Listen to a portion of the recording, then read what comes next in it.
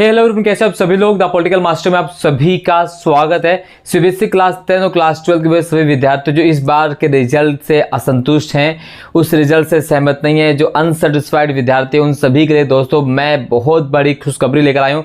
जैसे कि आप सभी को पता है कि आज सीबीएसई ऑफिस गया था और बहुत ज़्यादा मशक्कत करने के बाद जो सवाल थे मेरे वो उनसे पूछने में सफल रहा। हालांकि प्रत्येक सवाल का उन्होंने सही से जवाब तो नहीं दिया, बट फिर भी कुछ जवाब ऐसे थे जो हमें संतुष्ट करने लायक है दोस्तों। सो प्लीज़ इस वीडियो को एंड तक देखिएगा। चैनल पर नया है तो चैनल को सब्सक्राइब करना बिल्कुल ना भूलें और लाइक कमेंट शेयर जरूर कर दीजिए और हमें सपोर्ट कीजिए, सहयोग कीजिए दोस्तों। तो जैसे कि आप सभी को पता है, वो सारे विद्यार्थी जो इस बार के रिजल्ट से असंतुष्ट हैं क्योंकि उनका रिजल्ट बहुत ख़राब गया, जबकि रिजल्ट बहुत अच्छा आना चाहिए था। बट सीबीएसई के इस वेटेज सिस्टम के आधार पर जब रिजल्ट तैयार किया गया तो उनका रिजल्ट बेकार चला गया। जबकि बहुत सारे विद्यार्थियों का जो फर्स्ट टर्म का एग्ज़ाम था बहुत ही ज़्यादा आउटस्टैंडिंग गया था, इसमें कोई दो राय नहीं कि इसमें हज़ारों लाखों ऐसे विद्यार्थी हैं जो 40 आउट ऑफ 40 उनका फर्स्ट टर्म में आया था। और सेकेंड टर्म एग्ज़ाम भी बहुत ही अच्छा गया था। जैसे मैंने आप सभी से बताया था कि दोस्तों मैं सीबीएसई के 5 सवाल पूछने वाला हूं उन रेवेन्यू जो ऑफिसर थे, जहां अगर मैंने आपको बताया था कि मैं आरओ ऑफिसर से बात करने गया था तो उनसे सारी चीज़ें दोस्तों मैंने डिस्कस करी। हालांकि टाइम बहुत ज़्यादा लगा। पहले तो मुझे मेरा फ़ोन ले लिया गया, ठीक है, मुझे रिकॉर्डिंग करने नहीं दी गई, ना किसी प्रकार की मुझे कैमरा चलाने की वहाँ पर इजाज़त थी। सो बहरहाल फिर भी कैसे न कैसे करके वहाँ तक पहुँचा और वेट करने के बाद मैं वहाँ पर आपके जितने भी सवाल थे पूछने में सफल रहा दोस्तों। ये आपकी दुआओं का ही दोस्तों जो कमाल है कि मैं वहाँ तक पहुँच पाया, क्योंकि मेरे को तो नहीं लगता कि किसी को भी वहाँ पर सवाल पूछने की इजाज़त थी। जिस तरह से वहाँ पर माहौल क्रिएट किया, बहुत सारे बच्चे वहाँ पर थे जो अपने अपने डाउट्स लेकर आए थे, बट किसी को भी मिलने नहीं दिया जा रहा था। बट दोस्तों मैं आपके सभी सवालों के जवाब लेकर आया हूँ, सो एंड तक ज़रूर देखिएगा। सबसे पहला सवाल था, जैसे मैंने बताया था दोस्तों, पहला सवाल मैंने यही पूछा था कि जब सीबीएसई अपने 5 जुलाई के सर्कुलर में, जो 5 जुलाई 2021 को जो सर्कुलर निकाला गया था सीबीएसई के द्वारा, उस सर्कुलर में सीबीएसई ने कहा था कि भाई हम 50 आउट ऑफ जो 50 के रखेंगे, यानी फर्स्ट टर्म का 50% रखेंगे और सेकेंड टर्म का भी 50% रखेंगे। लेकिन जब रिजल्ट जारी किया जाता तो हमें पता चलता है कि सीबीएसई ने फर्स्ट टर्म का 30% और जो है सेकेंड टर्म का 70% जो क्राइटेरिया हिसाब से रिजल्ट तैयार कर दिया है। जबकि इसी चीज़ को सीबीएसई ने पहले क्या कह दिया था, फेक न्यूज़ है, इस पर किसी प्रकार कोई जो क्या करना है, भरोसा नहीं करना है। तो मैंने कहा कि आखिर आपने सीबीएसई के द्वारा आखिर 30-70 का जो क्राइटेरिया, जो वेटेज आखिर क्यों रखा गया, वो कौन से कमेटी के मेंबर्स थे, वो कौन से लोग थे जिन्होंने इसका सुझाव दिया, जबकि इस सुझाव को पहले आपने मना कर दिया था कि ये सुझाव नहीं है। बेस्ट ऑफ 2 टर्म्स के आधार पर रिजल्ट जारी होने की संभावना थी कि यानी फर्स्ट टर्म सेकंड टर्म जिस टर्म में भी किसी भी छात्र के अच्छे नंबर्स होंगे उसी के आधार पर उसको रिजल्ट तैयार किया जाएगा। बट आपने 30-70 के वेटेज था, जिसमें लाखों छात्रों जो है भविष्य जो अधर में लटक चुका है। तो उनका जवाब था इसमें हमारी कोई फॉल्ट नहीं है, स्कूल से जो चीज़ें हमें प्राप्त हुई वो हमने ऐड किया है। तो ऐसे में मेरा कहना था उनसे कि क्या रिजल्ट दोबारा से तैयार किया जा सकता है, तो उनका कहना था कि इस पर विचार किया जा रहा है कि रिजल्ट दोबारा आए। बट अभी वो भी पूरी तरह के दोस्तों कंफर्म नहीं बता रहे थे, क्योंकि उन्होंने कहा कि ये सारी चीज़ें जो है दोस्तों प्राइवेसीज होती है, इसमें इसको उजागर नहीं कर सकता, उनका साफ कहना था। और उन्होंने मुझे नाम बताने से भी मना कर दिया। बहरहाल वो सारी चीज़ें दोस्तों, यहाँ पर एक तो खुशखबरी यानी आशा की किरण नज़र आई है कि हो सकता है कि दोबारा से वेटेज के आधार पर 50-50 वेटेज दर पर रिजल्ट तैयार किया जाए। तो ऐसे में लाखों विद्यार्थियों जो भविष्य अधर में लटका हुआ, उन्हें सही प्रकार से जो है नंबर दे दिए जाएँ। तो ये चीज़ें हमें ध्यान रखना कि हो सकता है, आशा है कि जो रिजल्ट दोबारा से तैयार किया जाए, बट उनको लेकर कोई प्रकार की ऑफिशियल कन्फर्मेशन उन्होंने नहीं दी। उन्होंने कहा ऐसा किया जा रहा है, ठीक है।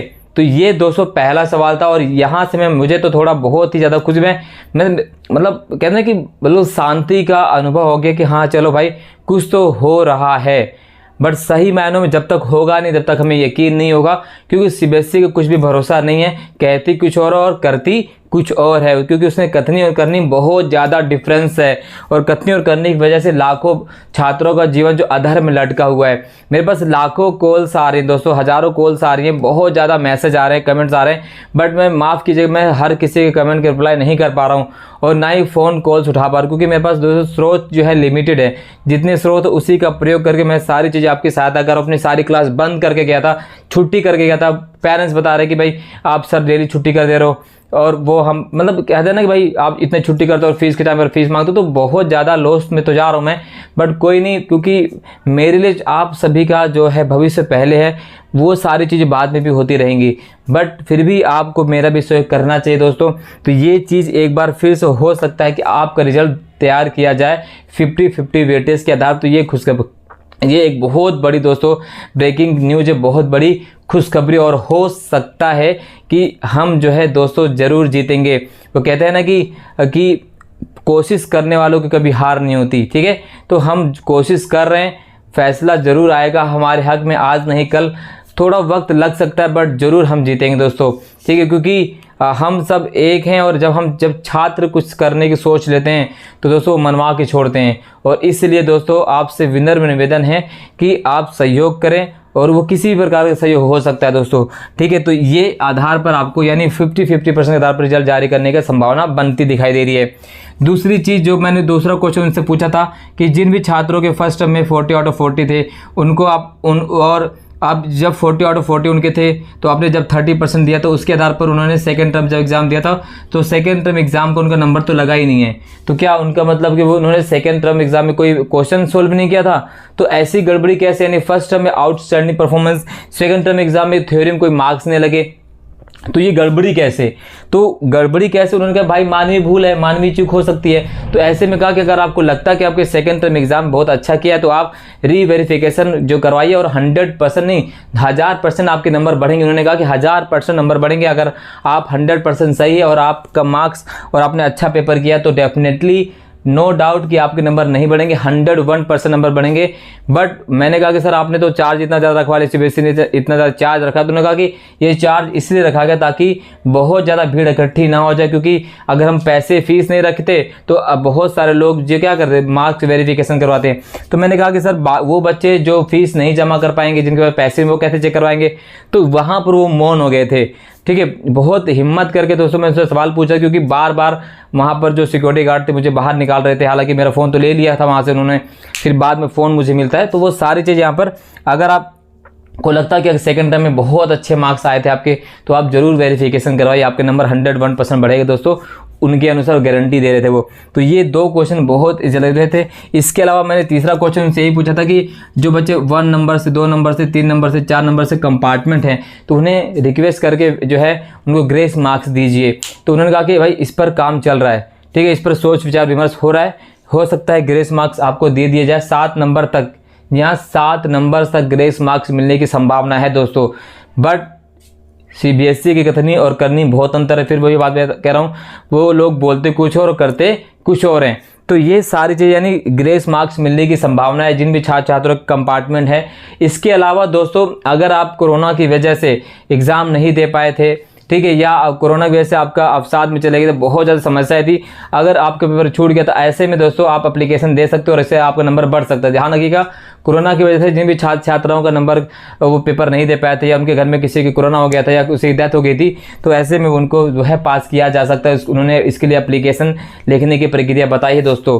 तो ये सारी चीज़ें मैंने वहाँ से पूछ ली, बहुत सारी चीज़ें दोस्तों, मतलब हालांकि ज़्यादा देर तो बात नहीं पाई, जितनी भी मैंने क्वेश्चन कुछ पूछे, यानी मुझे मुश्किल से 10 से 15 मिनट का समय वहाँ पर मिला।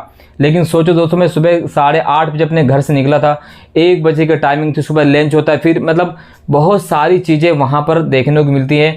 बच्चे पेरेंट्स बहुत ज़्यादा दोस्तों वहाँ पर अपने चीज़ों को लेकर परेशान थे, बच्चे रो रहे थे। बहुत सारे पेरेंट्स वहाँ पर मुझसे मिले, उन्होंने कहा कि भाई हमारे बच्चों ने जब से रिजल्ट खाना तक नहीं खाया। तो सच में सोचने विषय, इस पर सीबीएसई को जरूर सोचना चाहिए, सरकार को जरूर सोचना चाहिए, हमारे प्रधानमंत्री नरेंद्र मोदी को जरूर सोचना चाहिए, ठीक है, शिक्षा मंत्री को जरूर सोचना चाहिए कि उन छात्रों को पास कर दें जिनकी कोई गलती नहीं, जो पास हो सकते थे। 1, 2, 3 नंबर से उनका कंपार्टमेंट आ गया, 4 नंबर से उनका कंपार्टमेंट आ गया। उन्होंने कहा कि इस पर विचार किया जा रहा है दोस्तों, ठीक है। इसके अलावा दोस्तों उन्होंने कहा कि जल्द ही जो है बोर्ड मीटिंग होने वाली है। धर्मेंद्र प्रधान जी जो, और इसके अलावा जो संयम भारद्वाज एग्जाम कंट्रोलर हैं और तमाम जो आरओ ऑफिस के मेन हेड वहाँ पर मीटिंग करने वाले हैं। और वो मीटिंग दोस्तों सैटरडे से पहले संभव है, और वो मैं उस दिन भी जाऊँगा दोस्तों। मैं आपकी बात हर कीमत पर दोस्तों वहाँ पर पहुँचाने की कोशिश करूँगा, चाहे जितने भी पैसे मुझे खर्च करना पड़े। आज भी बहुत सारे पैसे खर्च हो गए, बहरहाल तो वो तो अलग बात है, बट मैं आपकी बात ज़रूर वहाँ तक पहुँचाऊँगा।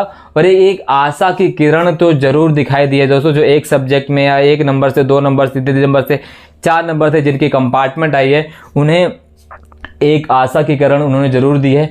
बट फिर वही बात मैं कह रहा हूँ, सीबीएसई जो करती है वो बोलती नहीं, जो बोलती वो करती नहीं। तो बहुत सारा यहाँ पर क्वेश्चन मार्क सीबीएसई में लगाया जाता है।